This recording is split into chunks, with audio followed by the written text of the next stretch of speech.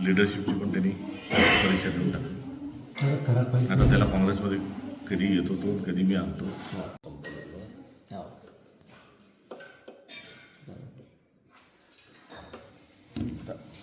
नमस्कार.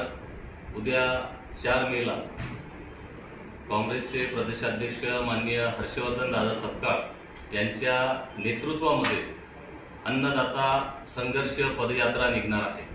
बुलढाणा जिल्ह्यामधील जळगाव जामोद तालुक्यातील मानेगाव ते जळगाव जामोद अशी 15 किलोमीटरची ही पदयात्रा राहणार आहे. आज रोजी जिल्ह्यामध्येच नव्हे तर संबंध महाराष्ट्रात शेतकरी, कष्टकरी, युवक, महिला यांना वेगवेगळ्या समस्यांना सामोरं जावं लागतं. या पदयात्रेमध्ये शेतकऱ्यांचा सातबारा तात्काळ कोरा झाला पाहिजे. पूर्णपणे कोणतेही अट व निकष न लावता कर्जमाफी मिळाली पाहिजे, ही महत्त्वाची मागणी राहणार आहे. सोयाबीनला 8,000 रुपये प्रति क्विंटल, हरभऱ्याला 8,000 रुपये प्रति क्विंटल, तुरीला 10,000 रुपये प्रति क्विंटल आणि कापसाला 12,000 रुपये प्रति क्विंटल भाव मिळाला पाहिजे, ही एक महत्त्वाची मागणी आहे.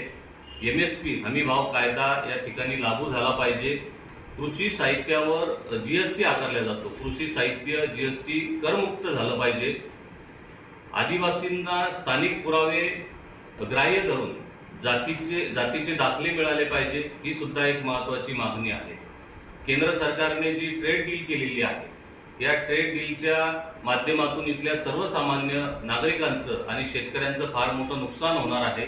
ती ट्रेड डील सुद्धा रद्द झाली पाहिजे. आज आपण बघतो की गॅसची दरवाढ आहे, पेट्रोल डिझेलची दरवाढ आहे, त्याच्यासोबत त्यांची टंचाई सुद्धा आहे. तर यावर ही दरवाढ रद्द होऊन टंचाई दूर झाली पाहिजे, ही सुद्धा एक महत्त्वाची मागणी आहे.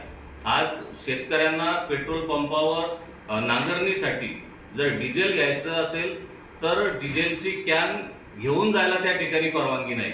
त्यांना त्या ठिकाणी ट्रॅक्टर न्यावं लागतं. शेतामध्ये जर JCBचं पोकलँडचं काम चालू असेल तर ट्रॅक्टर, JCB, पोकलँड जर डिझेल पेट्रोल पंपावर नेलं तरच डिझेल आणि पेट्रोल मिळतं. तर ही जी जाचक अट आहे, अन्यायकारक अट आमच्या शेतकऱ्यांना, कष्टकऱ्यांना या ठिकाणी आहे, ती सुद्धा रद्द झाली पाहिजे. अशा विविध मागण्यांसाठी ही अन्नदाता संघर्ष पदयात्रा निघते आहे. यामध्ये प्रदेश काँग्रेसचे विविध पदाधिकारी, ज्येष्ठ पदाधिकारी, खासदार, आमदार यामध्ये सहभागी होणार आहेत. शेतकऱ्यांना न्याय मिळाला पाहिजे, यासाठी ही पदयात्रा महत्त्वाची आहे. मी जिल्ह्यातील नागरिकांना, शेतकऱ्यांना आणि युवकांना सुद्धा आवाहन करतो की आपण या पदयात्रेमध्ये मोठ्या संख्येनं सहभागी व्हावं. धन्यवाद.